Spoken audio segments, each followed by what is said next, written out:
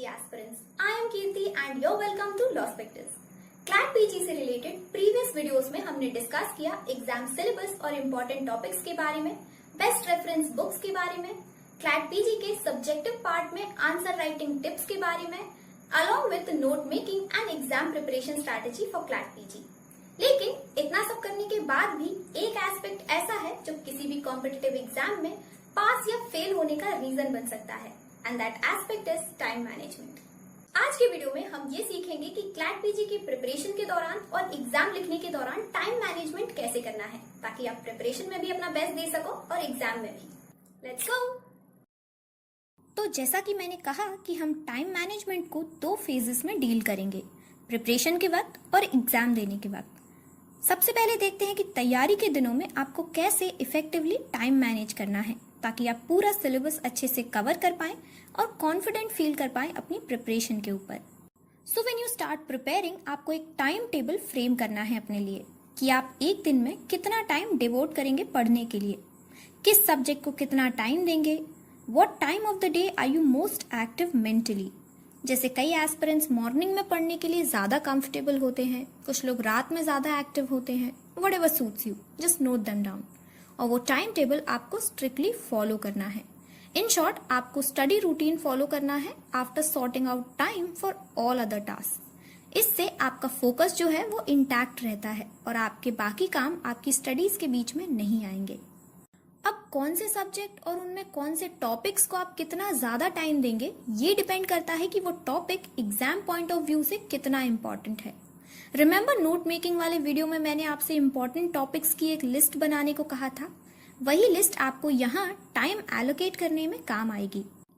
जब भी आप कोई टॉपिक फिनिश करेंगे, उसके बाद आपको उस टॉपिक से रिलेटेड MCQs और ऐसे टाइप क्वेश्चन सॉल्व करने हैं, वो भी टाइमर लगा के, ताकि आपको पता रहे कि टॉपिक ठीक से प्रिपेयर हुआ है या नहीं, and how fast are you able to solve those questions.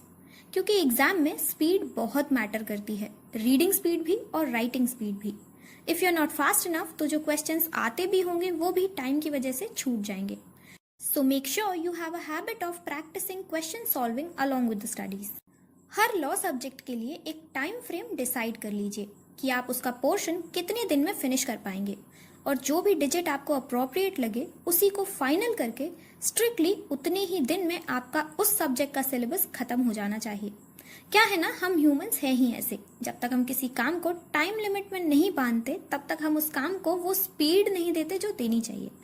अगर आप इसी तरह हर सब्जेक्ट को कंप्लीट करने का एक टाइम डिसाइड कर लेंगे तो आपका पोर्शन कब तक फिनिश होगा इसका एक आइडिया रहेगा आपको, and then after you can start giving time for your mock test. Otherwise जो सब्जेक्ट 1 महीने में खत्म हो सकता है उसके लिए एस्पिरेंट्स 2 महीने लगाते हैं, and the simple reason is that they lose the grip on time and discipline. Next thing which is very important is that when you finish the syllabus, start giving mock test. 2 घंटे के timer के साथ. जितने मॉक्स आप practice करेंगे उतने ही आप exam pattern के साथ कंफर्टेबल होते जाएंगे. आपको अपनी मिस्टेक्स पता चलेंगी, आपके पास टाइम होगा उन्हें करेक्ट करने का, आपकी आंसरिंग स्पीड इंक्रीज होगी, और मॉक्स देने की वजह से आपको एग्जाम डे पर नर्वसनेस नहीं होगी और एग्जाम अटेम्प्ट करते टाइम कुछ अलग नहीं लगेगा. एक बात ये ध्यान रखिएगा कि जितनी जल्दी हो सके अपनी प्रिपरेशन स्टार्ट कर दीजिए, ideally 6 to 7 months before the exam. But if you are determined enough you can cover the syllabus in 2-3 months also. There are students who have done that, but to be on a safer side the sooner the better. और जिस time आप पढ़ रहे हो उस वक्त ध्यान दीजिए कि कोई डिस्ट्रैक्शंस ना हो, ना ही आसपास और ना ही आपके खुद के क्रिएट किए हुए डिस्ट्रैक्शंस. पढ़ते वक्त सोशल मीडिया से दूर रहिए, फोन को साइलेंट मोड पर रखिए so that you can concentrate better. क्योंकि CLAT PG exam is based on basics. अगर बेसिक्स कैच नहीं किए तो एग्जाम क्लियर नहीं कर पाएंगे आप. चलिए, ये तो हुई प्रिपरेशन फेज में टाइम मैनेजमेंट की बात. अब देखते हैं कि एग्जाम के दौरान आपको कैसे सक्सेसफुली टाइम मैनेज करना है. First of all, reach at the exam center on time so that you don't get panicked and you have ample time to find your exam hall and everything. Late होंगे तो हड़बड़ी होगी, and for the exam you need to stay calm. दूसरी चीज, जब question paper मिल जाए तो questions को ध्यान से पढ़िए, बट विद अप्रोप्रिएट स्पीड. अगर क्वेश्चन आपने ठीक से समझा नहीं तो आंसर गलत मार्क हो सकता है, एंड रिमेंबर क्लैट में 0.25 मार्क कट होता है हर नेगेटिव आंसर पे, तो क्वेश्चन को समझने में आपको अच्छा खासा टाइम देना है।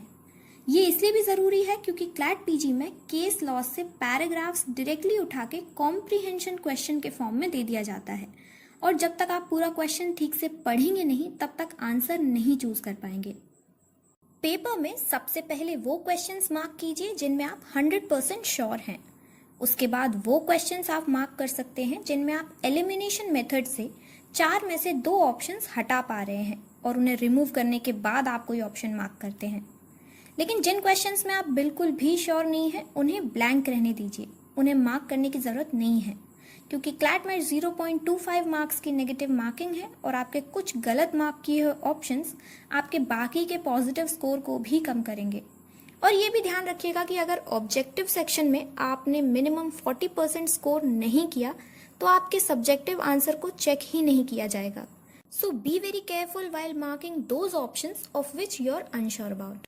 अब क्योंकि क्लैट पीजी का एग्जाम होता है 2 घंटे का, तो आपको कोशिश करनी है कि पहले 1 घंटे में आप ऑब्जेक्टिव सेक्शन के क्वेश्चंस कंप्लीट कर लें और बाकी का 1 घंटा सब्जेक्टिव सेक्शन को डिवोट करें, क्योंकि सब्जेक्टिव सेक्शन में आपको ज्यादा टाइम की जरूरत होगी। You have to write 2 subjective questions of 800 words each, और फिर आंसर में क्या लिखना है, कैसे स्ट्रक्चर करना है, केस कौन सा मेंशन करना है, ये सब सोचने और लिखने में टाइम जाता ही है। So this time division will help you. यही टाइम डिवीजन आपको अपने मॉक टेस्ट पे भी अप्लाई करना है, जिससे एग्जाम तक हैबिट बन जाए। ओवरऑल ये टाइम मैनेजमेंट स्किल आपको प्रैक्टिस के साथ ही आएगी, so be consistent with your preparation and practice. That's it for this video. If you found it helpful, do hit the like button. Also, don't forget to subscribe the channel for more such law related videos. And press the bell icon to receive our regular notification if you're connected with this channel. Thank you for watching.